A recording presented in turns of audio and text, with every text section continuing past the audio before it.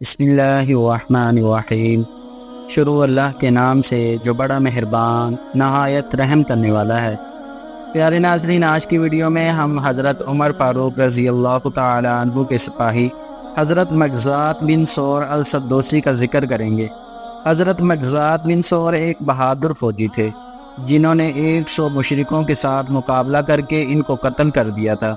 آپ کا کیا خیال ہے کہ ان کے بارے میں جو گھمسان کی جنگوں میں قتل ہوئے ان کی تعداد کتنی ہوگی؟ یہ ہیں اللہ کے نیک بہادر سپاہی جو آج جنگ قادسیہ سے کامیاب فتح مند ہو کر واپس لوٹے ہیں۔ جنگ کے گرد و غبار کو اپنے اوپر سے جھاڑتے ہوئے اللہ تعالیٰ کی مدد اور نصرت پر خوش ہو رہے ہیں۔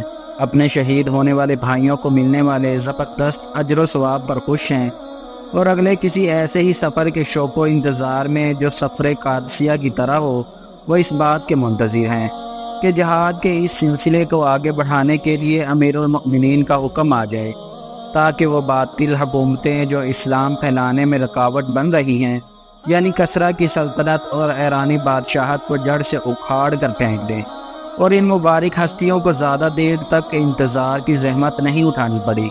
وہ رہا امیر المؤمنین حضرت عمر فاروق رضی اللہ تعالی عنہ کا قاصد، جو مدینے سے کوفہ کی طرف بڑھا چلا آ رہا ہے۔ اس کے ساتھ کوفہ کے گورنر حضرت ابو موسیٰ اشعری کے لیے یہ پیغام ہے کہ وہ اپنی جماعت کے ساتھ آگے بڑھ کر بصرہ سے آنے والی اسلامی فوج کے ساتھ مل جائیں، اور دونوں فوجیں ساتھ ساتھ مل کر ہرمزان کی تلاش میں اہواز شہر کی طرف پیش قدمی کریں۔ ہرمزان مسلمانوں کے دشمن کو تلاش کر کے اس کو قتل کر دیں اور تستر شہر کو آزاد کر لیں، جو کہ اس دور میں تاج کسریٰ کا ایک چمکدار موتی اور سرزمین فارس کا نگینہ تصور کیا جاتا تھا۔ امیر المؤمنین حضرت فاروق اعظم رضی اللہ تعالی عنہ کی طرف سے حضرت ابو موسیٰ اشعری کے نام جو حکم نامہ آیا ہے، اس میں اس بات کی تاکید ہے کہ وہ قبیلہ بنو بکر کے سردار اور بہادر شاہ سوار حضرت مجزات بن ثور سدوسی کو ضرور اپنے ساتھ لیں۔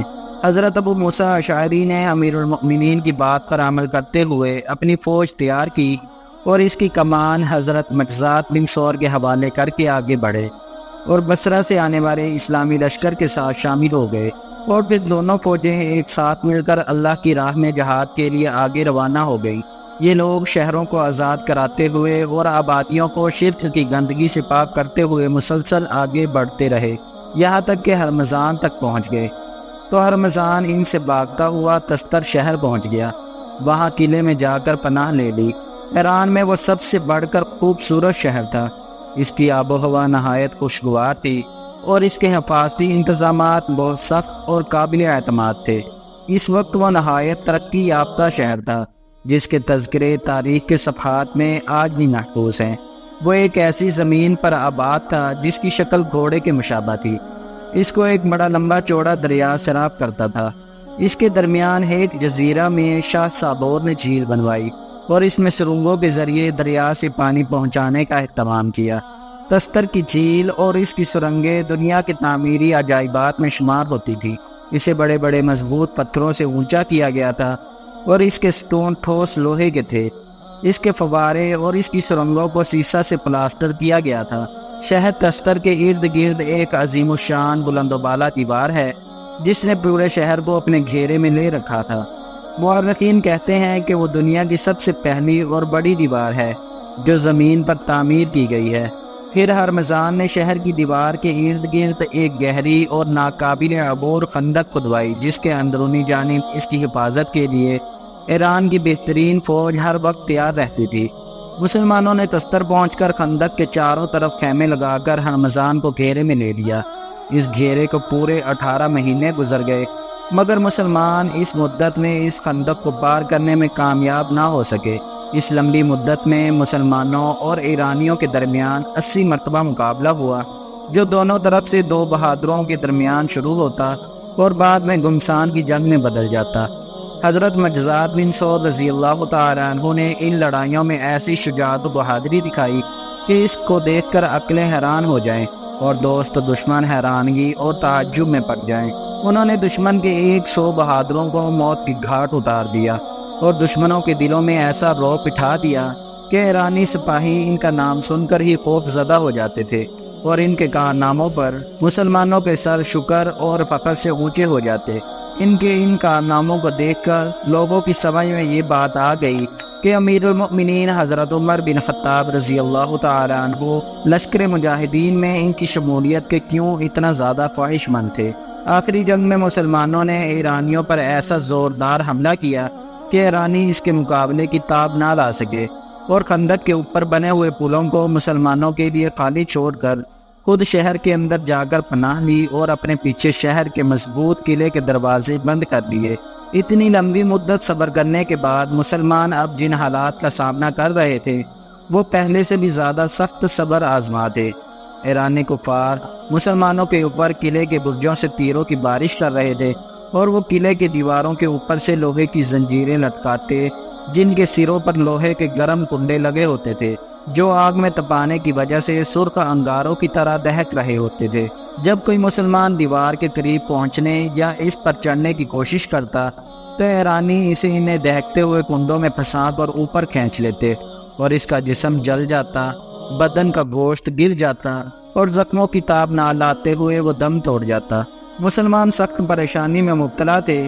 وہ نہایت خوش خضوع اور انتہائی عاجزی کے ساتھ دعا مانگ رہے تھے کہ اللہ تعالیٰ ان کی ان پریشانیوں کو دور فرمائے اور دشمنوں کے خلاف ان کی مدد کرے۔ حضرت ابو موسیٰ اشعری اس بات کو سوچ رہے تھے کہ تستر کی اس عظیم الشان دیوار کو عبور کس طرح کیا جائے۔ وہ اس پریشانی میں مایوس ہو ہی چکے تھے کہ اچانک ان کے سامنے ایک تیر آ کر گرا جو ان کی طرف دیوار کے اوپر سے پھینکا گیا تھا۔ حضرت ابو موسیٰ اشعری نے دیکھا اس میں ایک پرچی بندھی ہوئی تھی جس میں یہ پیغام تھا: مسلمانوں، میں تم لوگوں پر اعتماد کرتے ہوئے اپنے جان و مال، اپنے اہل و عیال اور اپنے بعض دوستوں کے لیے امان طلب کر رہا ہوں۔ اس کے بدلے میں تم لوگوں کو ایک چھپے ہوئے راستے کی نشاندہی کروں گا جس سے گزر کر تم لوگ شہر میں داخل ہو سکتے ہو۔ جواب میں حضرت ابو موسیٰ اشعری نے ایک کاغذ پر ایمان کی تحریر لکھی اور اسے تیر کے ذریعے واپس اس کے پاس پھینک دیا۔ اس شخص کو مسلمانوں کی طرف سے دیے ہوئے امان پر پورا اطمینان ہو گیا، کیونکہ وہ جانتا تھا کہ مسلمان اپنے وعدے کے کتنے سچے اور عہد کے کتنے پکے ہوتے ہیں۔ وہ اندھیرے میں بغیر کسی خطرے کے قلعے کی دیوار کے ساتھ سرکتا ہوا خاموشی سے ان کے پاس آیا اور حضرت ابو موسیٰ اشعری رضی اللہ تعالیٰ عنہ کو اپنی پوری حقیقت کچھ اس طرح بتا دی: ہم اس قوم کے شاہی خاندان سے تعلق رکھتے ہیں۔ ایرانی بادشاہ ہرمزان نے میرے بڑے بھائی کو قتل کر کے ان کے مال و جائیداد پر قبضہ کر لیا ہے اور ان کے اہل و عیال پر ظلم و ستم کے پہاڑ توڑے ہیں۔ وہ میرے لیے بھی اپنے سینے میں بغض و دشمنی کے جذبات چھپائے ہوئے ہیں۔ میں خود کو اور اپنے بال بچوں کو اس کے شر سے محفوظ نہیں سمجھتا۔ میری جان و مال کو اس سے ہر وقت خطرہ ہے۔ اس لیے میں نے آپ لوگوں کے عدل و انصاف کو اس کے ظلم و ستم اور آپ لوگوں کے اپائے عہد کو اس کی بد عہدی و غداری پر ترجیح دی ہے۔ اس لیے میں پکا ارادہ کر چکا ہوں کہ آپ لوگوں کو ایک ایسے چھپے راستے کی نشاندہی کروں گا جس سے گزر کر آپ لوگ شہر تستر تک پہنچ سکتے ہیں۔ آپ ایک ایسے آدمی کو میرے ساتھ کر دیجئے جو بہت زیادہ سمجھدار اور بہادر ہو، اس کے ساتھ ساتھ وہ بہترین تیراک بھی ہو تاکہ میں اس جگہ کی نشاندہی کر دوں۔ حضرت ابو موسیٰ اشعری نے حضرت مجزات بن سور کو اپنے پاس بلایا اور پوری بات ان کو بتلا کر فرمایا: آپ اپنے قبیلے سے ایک ایسا آدمی مجھے دیجئے جو عقل مند اور سمجھدار ہونے کے علاوہ تیرنے کے فن میں بھی مہارت رکھتا ہو۔ حضرت مجزات رضی اللہ تعالیٰ عنہ نے کہا: مجھے یہ خدمت سونپیں، اس کے لیے میں اپنے آپ کو پیش کرتا ہوں۔ حضرت ابو موسیٰ رضی اللہ تعالیٰ عنہ نے فرمایا: اگر آپ اس خدمت کے لیے تیار ہیں تو پھر ٹھیک ہے، اللہ تعالیٰ برکت دے گا۔ اس کے بعد حضرت ابو موسیٰ نے ان کو نصیحت فرمائی: راستے اور دروازے کی جگہ کو خوب پہچان لیں، ہرمزان کی قیامگاہ اور اس کی شخصیت کو ٹھیک سے ذہن نشین کر لیں، اور اس کے علاوہ اپنی طرف سے کوئی اور اقدام نہ کریں۔ حضرت مجزات رضی اللہ تعالیٰ عنہ اپنے ایرانی رہبر کے ساتھ رات کے اندھیرے میں روانہ ہوئے اور دونوں اس زمین کے نیچے ایک ایسی سرنگ میں داخل ہوئے جو دریا اور شہر کے درمیان حفاظت کے لیے کھودی گئی تھی۔ سرنگ کہیں کہیں اتنی چوڑی تھی کہ پانی میں کھڑے ہو کر چلنا ممکن ہوتا، اور کہیں کہیں وہ اتنی تنگ تھی کہ اس میں تیر کر گزرنا پڑتا۔ کہیں شاخ در شاخ، کہیں ٹیڑھی میڑھی اور کہیں بالکل سیدھی تھی۔ اس طرح چلتے ہوئے وہ اس جگہ پہنچ گئے جہاں سے شہر میں داخل ہونے کا راستہ نکلتا تھا۔ ایرانی رہبر نے حضرت مجزات بن سور کو اپنے بھائی کا قاتل ہرمزان دکھایا اور اس کی جگہ کی بھی نشاندہی کی جہاں وہ ٹھہرا ہوا تھا۔ جب حضرت مجزات نے ہرمزان کو دیکھا تو ان کے جی میں آیا کہ اس کے حلق میں ایک تیر مار کر اسے ہلاک کر دوں، مگر فوراً ہی انہیں حضرت ابو موسیٰ اشعری کی وصیت یاد آ گئی کہ وہاں کوئی اور اقدام نہ کرنا۔ انہوں نے فوری اپنی چاہت چھوڑ دی اور فجر سے پہلے پہلے واپس لوٹ گئے اور وہاں پہنچ گئے جہاں سے آئے تھے۔ حضرت ابو موسیٰ اشعری نے 300 ایسے سواروں کو تیار کیا جو شجاعت و ثابت قدمی میں مشہور ہونے کے ساتھ ساتھ تیراکی میں بھی ماہر تھے۔ حضرت مجزات بن ثور کو ان کا امیر مقرر کیا اور انہیں رخصت کرتے وقت کچھ نصیحتیں فرمائیں اور حملہ کرنے کے لیے ان کی تکبیر اللہ اکبر کو علامت قرار دیا۔ حضرت مجزات نے اپنے آدمیوں کو حکم دیا کہ جہاں تک ممکن ہو وہ ہلکے پھلکے کپڑے پہن لیں کہ پانی میں بھیگنے سے ان کا وزن زیادہ نہ ہو جائے، اور انہیں تاکید کر دی کہ اپنے ساتھ تلوار کے علاوہ دوسرا کوئی اسلحہ نہ رکھیں۔ انہوں نے یہ بھی تاکید کر دی کہ سب لوگ اپنی تلواروں کو اپنے کپڑوں کے نیچے جسم کے ساتھ باندھ لیں۔ پھر 1 تہائی رات گزرنے کے بعد انہیں اپنے ساتھ لے کر روانہ ہو گئے۔ حضرت مجزات بن ثور اور ان کے ساتھی تقریباً 2 گھنٹے تک کسی خطرناک سرنگ کے دشوار گزار مراحل سے گزرتے رہے۔